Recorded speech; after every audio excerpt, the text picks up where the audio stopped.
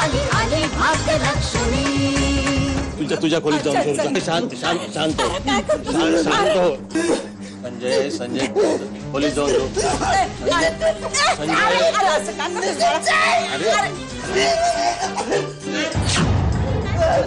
संजय संजय संजय आत्या इकडे या. संजय शांत या लवकर. पकडा याला. शांत संजय संजय संजय शांत. अरे दूध घे दूध पी. सावकाश सावकाश.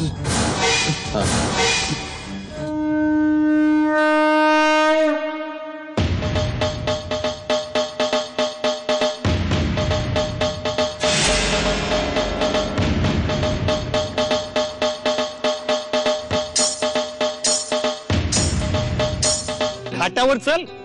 समदा गाव जमलाय तिथं काशीला बघायला. तुमच्या बयोकडे जर अख्ख्या गावाने असं डोळे फाड फाडून बघितलं तर चालेल का तुम्हाला? कानफाट फोडून टाकीन. खानदानी आहे ती, भाविणीची अवलाद नाही. चला रे भिजलेला काशीला बघायला. चला चला भिजलेला काशीला बघायला चला. स्वतःच्या पोटच्या मुलीला असं भिजलेलं पाहिलंच का या लोकांनी? पण काही करू शकत नाही आपण. ह्या सगळ्याला मीच कारणीभूत आहे. मी का गप्प बसलोय? का बोलत नाहीये मी? असा राग येतो या लोकांचा. अरे काय माणसं आहेत की जनावर आहेत? वाटतं एकेकाला फोडून काढावं. जा जा फोडा जा जा ना फोडा. काय साळवी, किती वेळा सांगायचं तुम्हाला? अहो ती भावीण आहे हो, आणि भाविणीला वय आणि नातं नसतं. आता का सगळ्यांची दातखिळी बसलीये? तुमच्या या भीतीपायी बाप्पाजी सारख्या माणसांचं फावतं. अरे या तुमच्या भीतीवरती ही असली बांडगुळं पोचली जातात. सांभाळून बोल भाऊ. दमडीचा फंटारेस तू कोणाची बोलतोय? हे तर गावातली लोक तुझ्या आणि त्या बाप्पाजीच्या नादी लागली आहेत म्हणून माझे हात बांधले गेलेत, म्हणून मी गप्पा बसलोय. नाही तर तुम्ही लोक देवळात धर्माच्या नावाखाली काय थेर करतात याची सगळी माहिती आहे माझ्या जवळ. कळलं?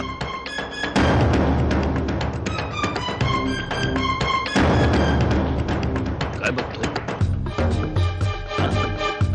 काय बघतोयस? नजर खाली, नजर खाली, नजर खाली. काशी आता रोज हा तमाशा असाच चालू राहणार. बिन पैशाचा तमाशा. सकाळी उठून तू नदीवरती आंघोळीला जाणार आणि तशीच ओले त्यांनी देवळात जाणार. मग गावातल्या लोकांना ऐकलीच संधी का तुला तशा अवस्थेत बघायची?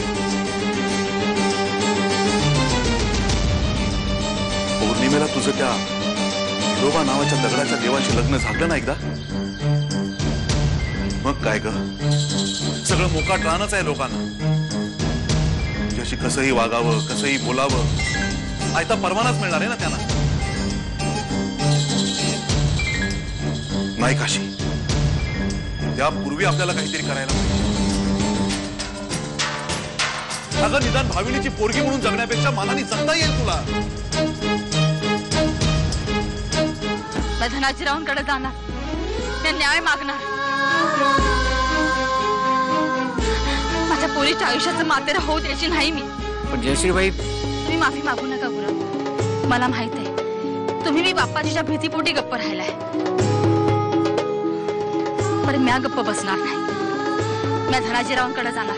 जयश्रीबाई, तुमची तळमळ योग्यच आहे, पण तुम्ही हे पाऊल उचलण्यापूर्वी नीट विचार करा. म्हणजे जयश्रीबाई, बाप्पाजींचं आणि धनाजीरावांच्या घराचं वैर तुम्हाला ठाऊक आहे. तुम्ही जर बाप्पाजींच्या विरुद्ध धनाजीरावांकडे तक्रार केलीत तर अख्ख्या गावाला त्याचे परिणाम भोगावे लागतील. त्या दोघांच्या भांडणात गावातली निष्पाप लोक भरले जातील. मग मी काय करू? कुठे जाऊ न्याय मागायला? पोलिसांकडे का पंचांकडे? देतील ते मला न्याय? नाही. आता माझ्याकडे एकच मार्ग आहे. या नदीमध्ये मला आणि काशीला जीव द्यावा लागल.